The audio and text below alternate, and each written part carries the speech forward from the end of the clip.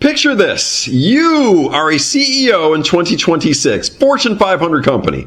Revenue growth slowing, margins compressed, interest rates elevated, competition global, and you are interviewing candidates. The candidate wants 6 figures, remote work, unlimited flexibility, mental health days, 4 weeks vacation, paternity leave, a clear promotion path, work-life balance, and preferably no emails after 4 p.m.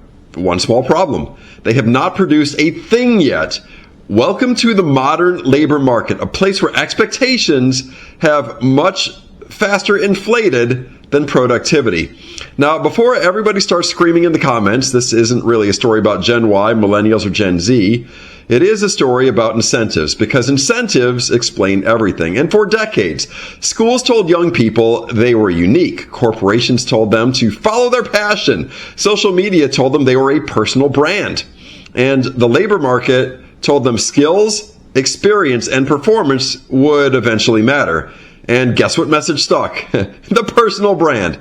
The result is a generation entering a workforce expecting compensation based on potential rather than output. But businesses don't pay for potential. They pay for results. A company doesn't care how special you think you are. It cares whether you generate more value than you cost. And that's the entire game.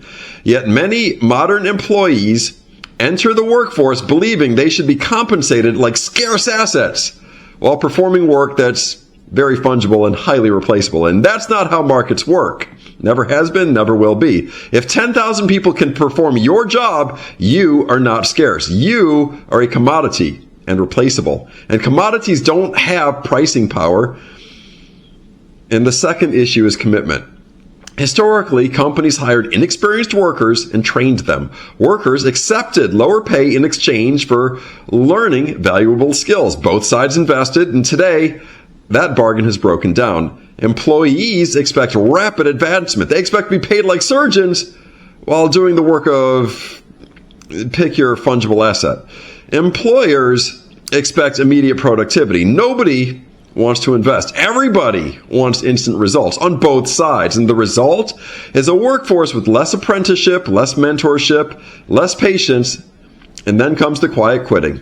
The corporate equivalent of doing the absolute minimum required to avoid termination, doing just enough to not get fired. And again, this isn't about morality. It's about incentives. Employees watched corporations conduct layoffs during record profits. Companies watched employees leave for a 10% raise 6 months after completing training. Trust collapsed. Both sides started optimizing for themselves, exactly as incentive theory predicts. Then we lowered standards. Deadlines became flexible. Performance reviews became softer. Constructive criticism became risky. Managers spend increasing amounts of time managing feelings instead of performance. Not because they are bad managers, because incentives changed. The cost of confrontation increased. The cost of mediocrity decreased. And behavior followed. The irony is that none of this is sustainable. A competitive economy eventually rewards output, not intentions, not participation trophies, not self-esteem, output.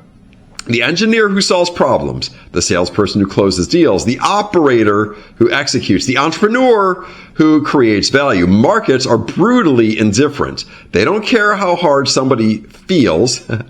They care whether value was created, which is why the labor market is quietly splitting into 2 groups. People who can produce measurable results and everyone else. And there's so many in that second camp, so few in the first. The first group will have extraordinary opportunities. The second group will spend years wondering why their expectations and outcomes never seem to match. Because the future belongs to people who understand a simple truth. Your employer is not buying your time. Your employer is buying your usefulness. And in every market on earth, usefulness determines value, not feelings, not intentions, not hashtags, value. The scoreboard always wins. And now you know the rest of the story for why most of Gen Y, Gen Z, and Millennials are unhireable. Build that stack, and that includes your skill set. iBankerU. Good day.